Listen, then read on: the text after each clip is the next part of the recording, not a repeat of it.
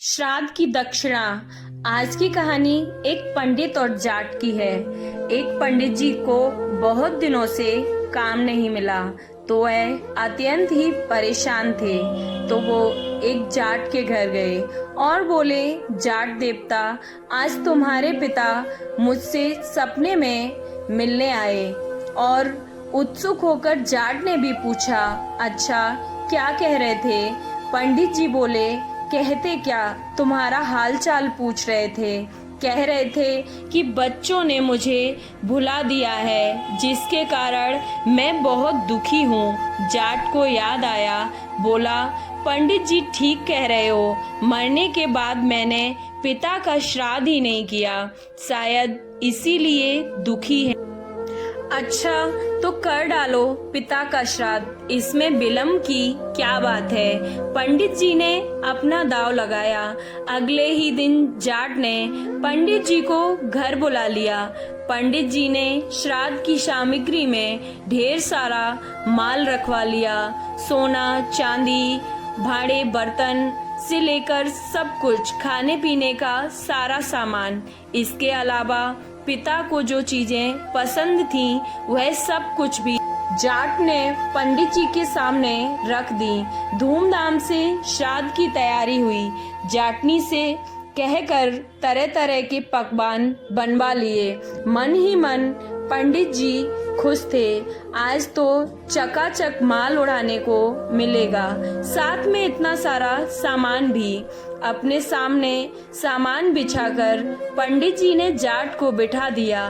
बोले, अब श्राद्ध शुरू करते हैं। इतनी देर तुम्हें इस बात का ख्याल रखना है कि जो मैं कहूँगा वही तुम्हें कहना है, जैसा मैं करूँगा वही तुम्हें करना है। जाट ने बात मान ली। दोनों आमने सामने जमकर बैठ गए। श्राद्ध शुरू हुआ। अब पानी की तरफ इशारा करते हुए पंडित जी जाट से बोले, आचमनी में जल लेकर अपने आचमन कर डालो। उसी तरह लोटे की तरफ इशारा करते हुए जाट भी पंडित जी से बोला, आचमनी में जल डालकर पहले आचमन कर डालो। पंडित जी बोले, भाई मैं तुम्हारे लिए कह रहा हूँ, आचमन तुम्हें करना है, मुझे नहीं। जाट ने भी वही दोहराया। पंडित जी परेशान हो गए, सिर पकड़कर बोले, अरे मूर्ख, मैं तेरे लिए कह रहा हूँ, श्राद्ध तेरे बाप का हो रहा है, मेरे बाप का नहीं। अपनी कड़क आवाज के साथ जाट ने भी पंडित जी को डपट दिया। अब तो पंडित जी ने न रहा गया। अब पंडित जी घूसा दिखाते हुए बोले, तू नहीं मानेगा। जाट ने भी अपना घूसा तान लिया और पंडित जी को दिखाते हुए बोला, तू नहीं मानेगा। पंडित जी ने आओ देखा ना ताओ, एक तगड़ा हाथ जाट की कनपटी पर जड़ दिया। बोले, पहले तेरी खोपड़ी दुरुस्त कर लूं, बाद में श्राद्ध तो होता रहेगा। झापड़ इतना जोर से था पड़ा कि 1 मिनट बाद ही जाट को होश आया। होश आने के बाद उसने भी अपनी बाहें चढ़ा ली और बदले में पूरी ताकत के साथ पंडित जी के गाल पर तगड़ा हाथ दिया। और अब पंडित जी को तो दिन में तारे नजर आने लगे। उन्हें 2 मिनट के बाद होश आया। अब क्या था? पंडित जी और जाट दोनों पूरी तरह क्रोध में भर गए। लात घूसों से श्राद्ध होने लगा। पंडित जी जितनी लात लगाते उतनी ही लात जाट भी लगाता। जाट के शरीर पर जिस तरह पंडित जी का घूसा पड़ता, उसी तरह पलटकर जाट भी उनके घूसे धर देता। मन ही मन पंडित जी अब सोचने लगे, मूर्ख से पाला पड़ गया है। उन्होंने कई बार जाट को समझाया, लेकिन जाट की समझ में कुछ न आया।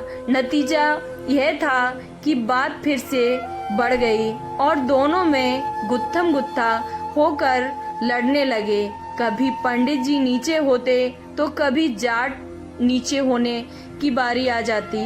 आपस में देर तक लात घूसे चले। उठापटक का दौर चलता रहा। आखिर मैदान छोड़कर पंडित जी को भागना पड़ा। प्रसन्न हो जाट भी अपनी जाटनी के पास लौटा। जगह जगह से कपड़े फट जाने के कारण जाटनी ने पूछना चाहा तो जाट ने बताया कि पंडित जी के साथ श्राद्ध कर्म करते हुए यह सब हुआ। जाटनी ने पूछा, श्राद्ध तो अच्छी तरह से हो गया ना? हाँ, बहुत अच्छा हुआ। अच्छा न होता तो मेरी ये हालत कैसे होती। पंडित जी ने कोई कसर नहीं रखी और मैंने भी पूरे जोर शोर से काम किया। चलो अच्छा हुआ, लेकिन पंडित जी को कुछ दक्षिणा वगैरह तो दी नहीं। जाटनी ने पूछा, दक्षिणा तो कुछ नहीं दिया। हम लोग श्राद्ध में ही इतने मस्त हो गए कि पंडित जी की दक्षिणा और भोजन का ख्याल ही नहीं रहा। बेचारा पंडित जी बिना दक्षिणा के ही लौट गए। अब तुम ही थोड़ा सा कष्ट करो, एक बड़े थाल में भोजन और साथ में दक्षिणा पंडित जी के घर पहुंचाओ, वरना श्राद्ध का कोई फल नहीं मिलेगा। सुनकर जाटनी भी खुश हुई। नहा धोकर उसने कपड़े पहने और चल दी। एक बड़े थाल में भोजन रखा और पंडित जी के घर की ओर चल पड़ी। उधर पंडिताइन प्रतीक्षा में बैठी थी कि पंडित जी श्राद्ध करके लौटकर आने वाले होंगे। अपने साथ कई चीजें बढ़िया और पकवान भी लाएंगे। किंतु पिटी पिटाई हालत में जब पंडित जी घर लौटे तो उन्हें बहुत दुख हुआ। सारी कहानी सुनकर वह क्रोध से लाल पीली हो उठी और पंडित जी का क्रोध भी अभी उतरा न था। दोनों पति पत्नी क्रोध से उबल रहे थे। अचानक जाटनी को अपने घर आया देखा तो दोनों उठ खड़े हुए।